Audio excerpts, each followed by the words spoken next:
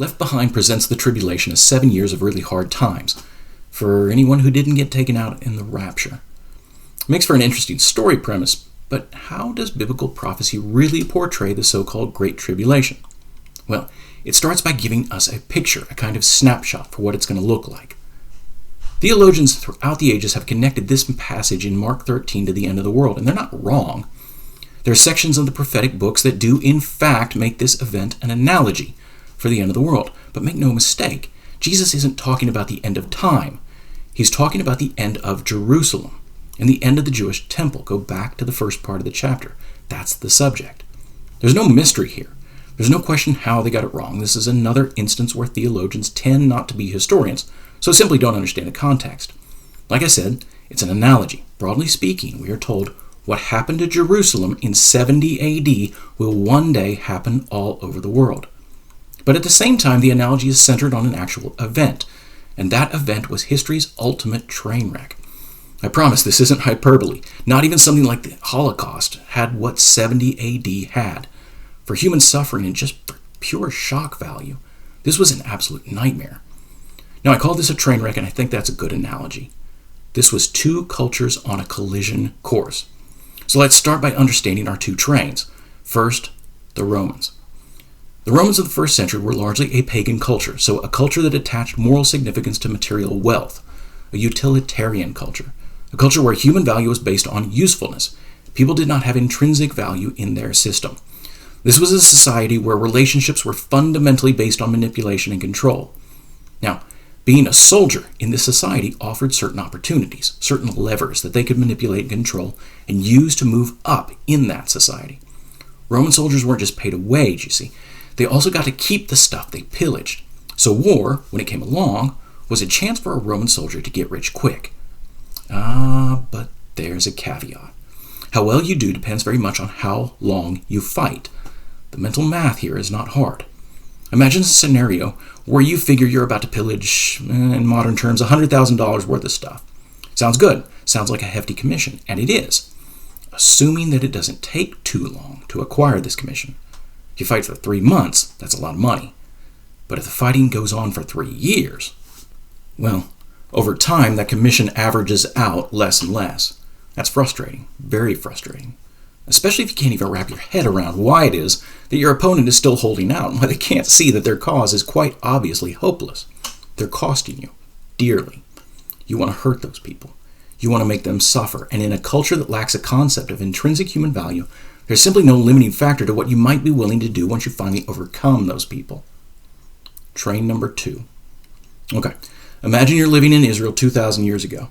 To anyone watching the events surrounding the crucifixion of Christ, the expectant crowds hailing the backwoods Galilean teacher as their king, then turning on him after he refused to lead them in revolt against the Romans, so much so that their leaders incited the Romans to execute him.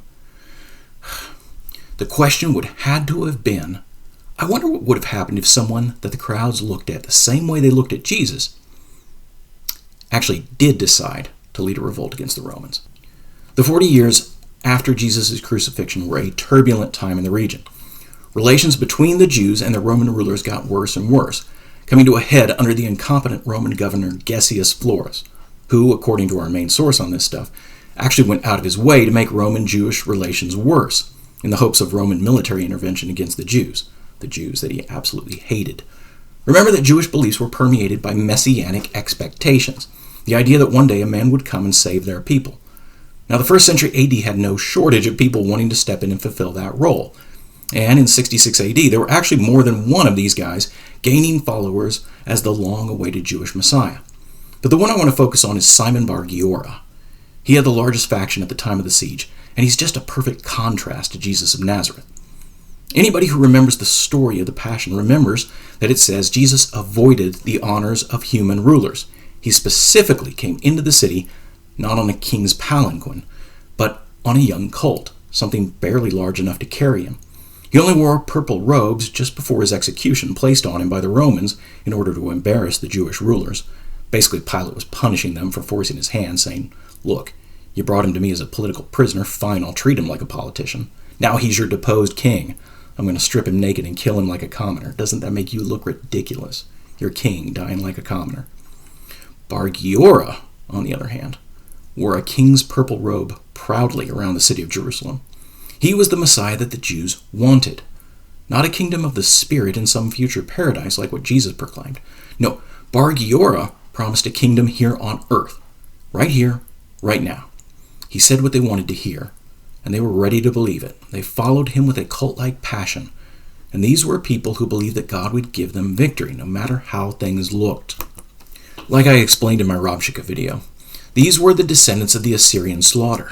And they believed the angel of the Lord would slaughter the Romans the same way he slaughtered the Assyrians. This was the only nation in the Near East to successfully resist the Assyrians in 700 BC, and they were convinced they would be the nation to defeat the Romans in 70 AD. We'll deal with the prophecies and all the end of the world stuff in the next video. For now, just remember 3 numbers. 3.5 years, so on the old 360-day Hebrew calendar, 1,260 days, plus 30 more, so 1,290 days, and then 45 more on top of that, for a total of 1,335 days. We're going to need those numbers next time. Here's how it played out. In August of 66 AD, Josephus, our main source, was a Jewish priest.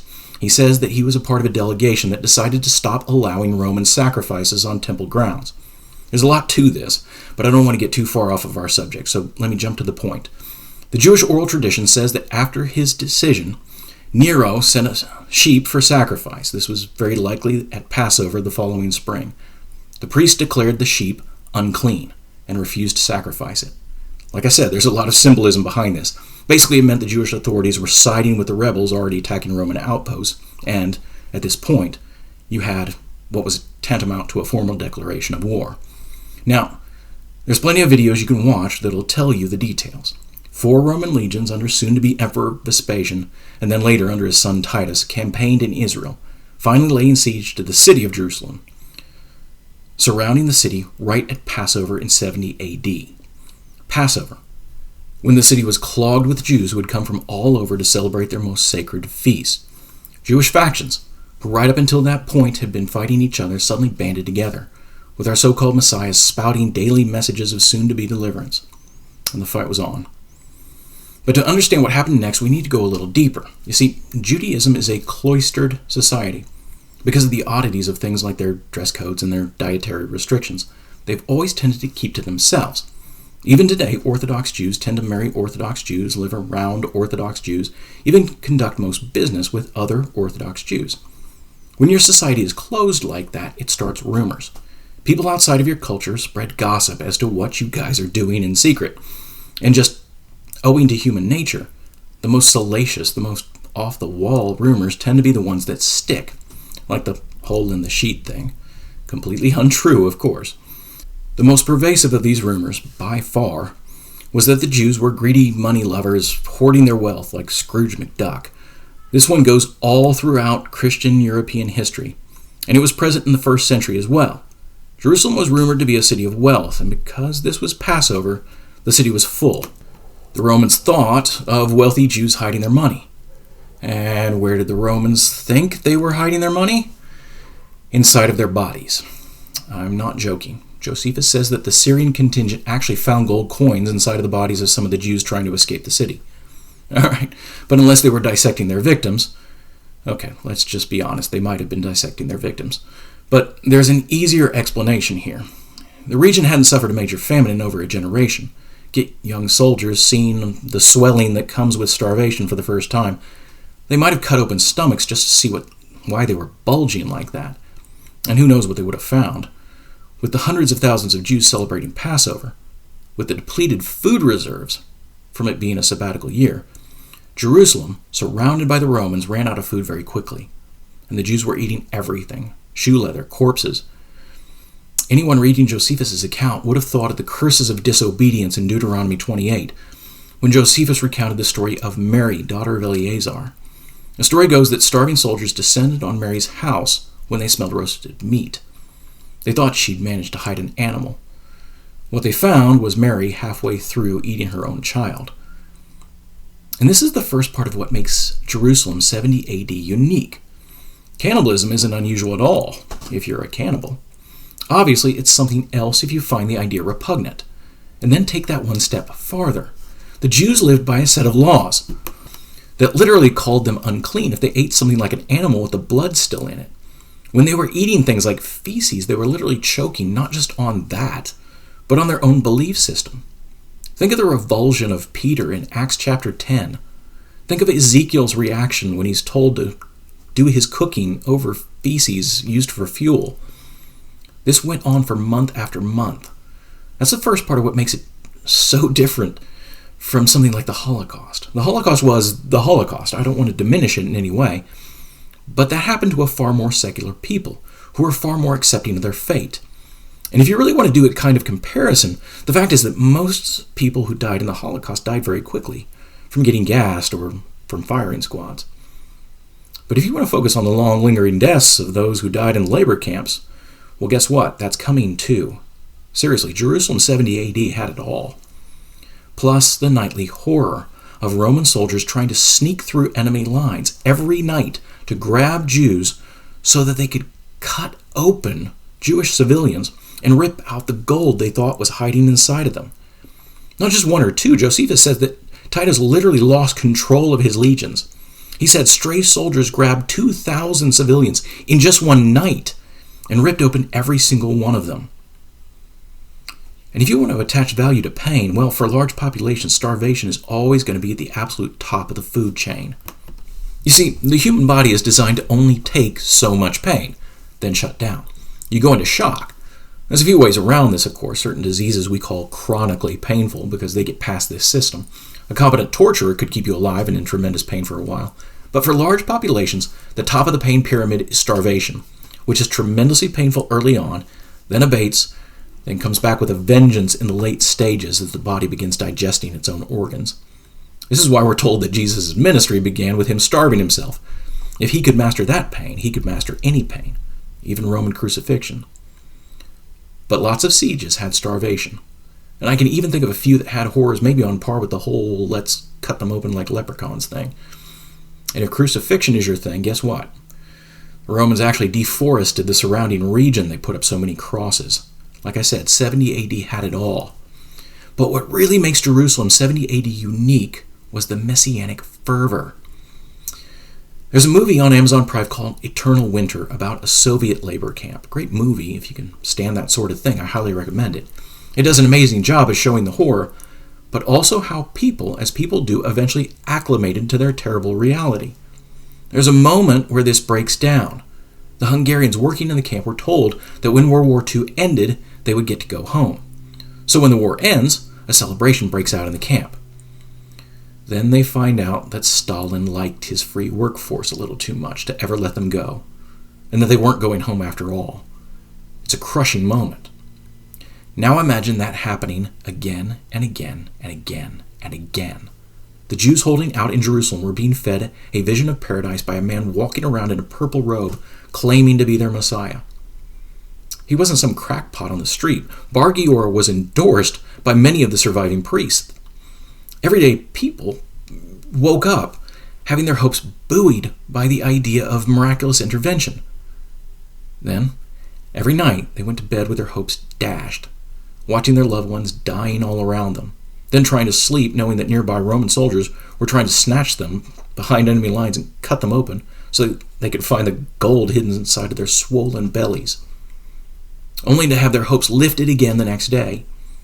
Even at the end, Josephus says that a group of 6,000 women and children ran up to the temple, having been told they were going to be rescued by God. They climbed up onto the porticos. They must have believed that God was going to lift them up into the sky.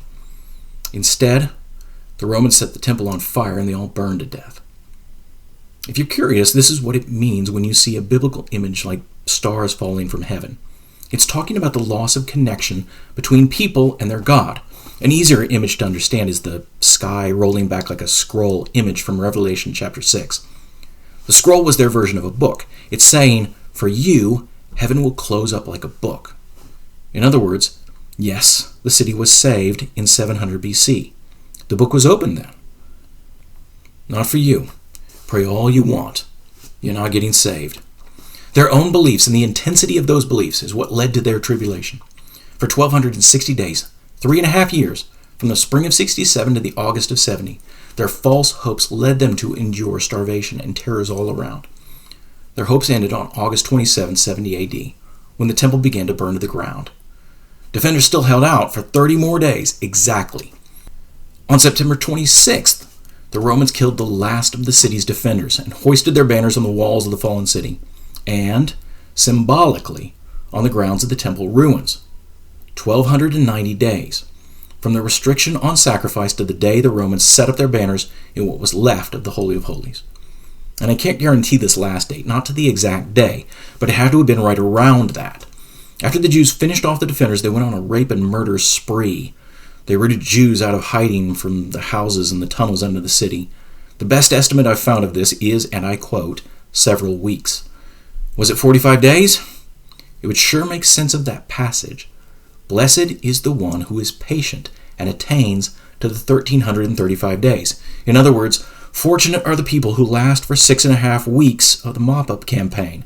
You make it through that, you've made it all the way through the tribulation. Next time I'll put those prophecies together and show you how the pieces fit. And I'll show you why the Bible says to get your prepper on. Because if you don't, you'll wind up like the Jews in the fallen city. They were raped, they were murdered. Oh, except for the young and healthy, who got sent off as slaves into the worst conditions the empire had to offer, from building projects in the city of Rome itself to the copper mines of North Africa. This is David Reichert from The Bunker. Click like and subscribe and click the notification bell and we'll try and keep the videos coming.